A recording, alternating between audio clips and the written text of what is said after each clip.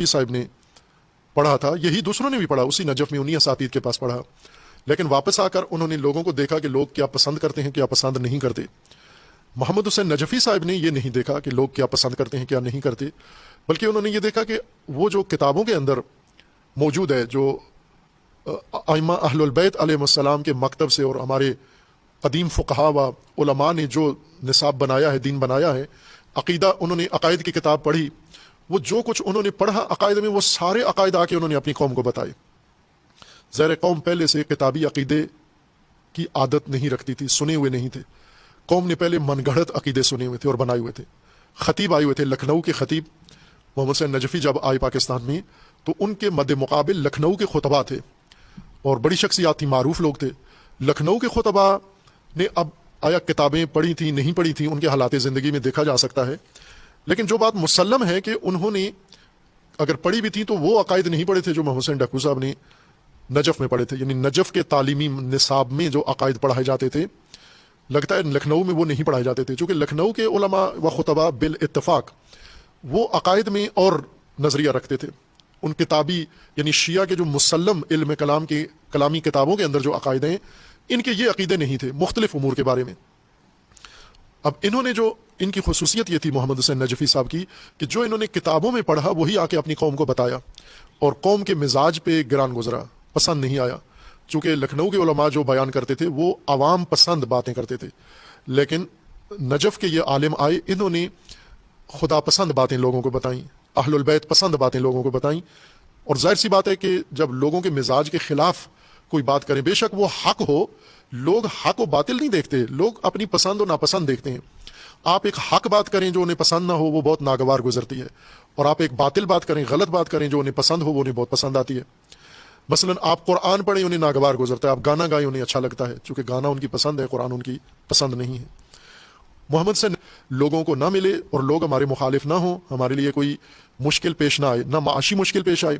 چونکہ ایک بڑی مشکل یہ ہوتی ہے کہ اگر علماء نے مدرسہ بنانا ہے تو چندے عوام سے لینے ہیں، اگر مجلس پڑھنی ہے فیس عوام سے لینی ہے،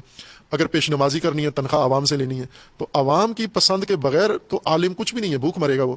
لہٰذا یہ علماء سمجھدار تھے، عقل مند تھے، انہوں نے آ کر کتابوں سے جو پڑھا ہوا تھا کتابیں بند کر کے الماریوں میں رکھ دیں، لائبریریوں میں رکھ دیں، اور عوام کو پڑھا، عوام کے ذہنوں میں کیا لکھا ہوا ہے، عوام کے اندر کیا ہے، جو عوام نے پسند کیا انہوں نے وہ اختیار کیا۔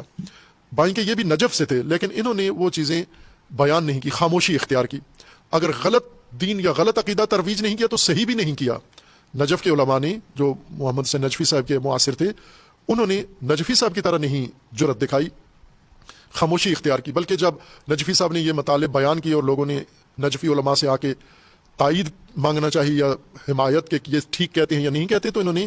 مصلحتی خاموشی اختیار کی، چونکہ اگر وہ کہہ دیں یہ ٹھیک کہتے ہیں تو یہ ڈکو گروپ مشہور ہو جائیں گے اور عوام ان کو بھی لان تان کریں گے، اور اگر یہ کہیں یہ غلط کہتے ہیں تو پھر اور مصیبت ان کی کھڑی ہو جائے گی۔ بہرکیف انہوں نے سکوت میں اپنی مصلحت سمجھی اور ساکت رہ کے اپنی شخصیتیں اور اپنی عزتیں بچائی ہیں۔ محمد حسین نجفی صاحب کی ایک اور خصوصیت یہ ہے کہ وہ مصلح تھے، اصلاح کے حامی تھے اور اصلاح کرنے والے تھے، یعنی یوں نہیں کہ جو چیز موجود ہے بس اس کو جاری رہنے دو اور اس کی تائید کرو اور اس پہ خاموشی اختیار کر لو، بلکہ جو چیز انہیں تشخیص ہوتی تھی کہ یہ ٹھیک نہیں ہے، وہ اپنی دانش کے مطابق یا اپنے علم کے مطابق اس کی جو اصلاحی صورت تھی وہ پیش کرتے تھے۔ ایک ان کی بڑی خصوصیت یہ تھی کہ وہ عقیدتی دینی سرحدوں کے محافظ تھے، اور انہوں نے یہ حفاظت کا حق ادا کیا ہے، یعنی کسی جگہ بھی انہوں نے سمجھوتا نہیں کیا، کمپرومائز نہیں کیا۔ جو سلوک ان کے ساتھ ہوا، جو رویہ ان کے ساتھ ہوا، وہ کسی بھی آدمی کا حوصلہ توڑ دیتا ہے، لیکن انہوں نے اس کی پرواہ نہیں کی،